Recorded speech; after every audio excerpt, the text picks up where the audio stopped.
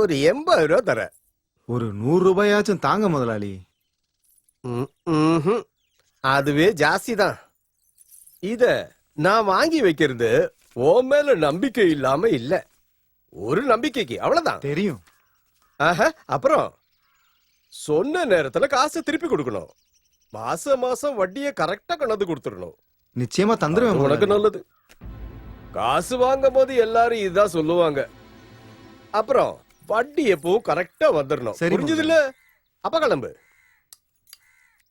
உன் பொண்ணு ஸ்கூலுக்கு போயிட்டாளா? அவ கண்டிப்பா நல்லா படிக்கணும். அவளாலதான் உனக்கு ஏதாவது ஒரு நல்லது நடக்கும். கனகாக்கு எக்ஸாம் ஃபீஸ் கட்டுறதுக்கு கடைசி நாள் இன்னைக்குதான். அவங்க அப்பா கிட்ட கேக்குறதுக்கு நான் மறந்துட்டேன். நல்ல விஷயம்.